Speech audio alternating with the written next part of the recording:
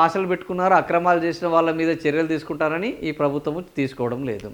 అదేవిధంగా బాబాయ్ హత్య కేసులో ఈ కూటమి ప్రభుత్వము ఎన్నికల్లో హామీ ఇచ్చింది, బాబాయిని హత్య చేసిన వాళ్ళని కటకటాలకు.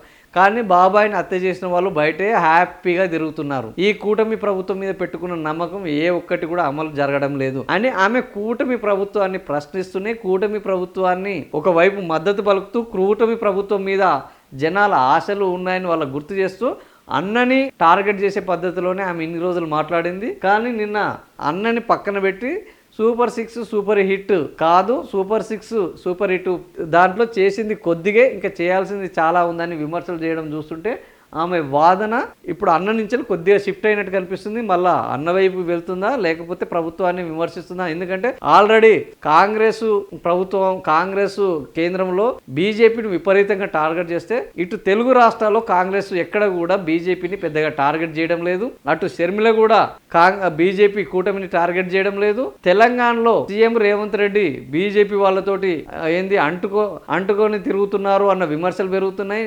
అంటే నడ్డాను కేంద్ర మంత్రులను కలుస్తున్నారు, బీజేపీ ఎజెండాను కాంగ్రెస్ పార్టీలో ఉండి మోస్తున్నారు అన్న విమర్శల నేపథ్యంలో ఈరోజు కాంగ్రెస్ పార్టీ అధినేతగా రాష్ట్రంలో ఆంధ్రప్రదేశ్ అధినేతగా ఉన్న షర్మిల బీజేపీ కూటమిని విమర్శించడం లేదు అన్న ఆరోపణల నేపథ్యంలో నిన్న మాట్లాడినట్టు కనిపిస్తుంది. కానీ ఆమె టార్గెట్ మాత్రము ఎవరున్నారు అంటే అన్న జగనే ఉన్నారు. అటు కూటమి ప్రభుత్వానికి టార్గెట్ జగనే, అదేవిధంగా కాంగ్రెస్ కూడా జగనే ఉండడం, అన్ని పార్టీలకు ఏకైక వ్యక్తిగా టార్గెట్ జగనే ఉన్నారు.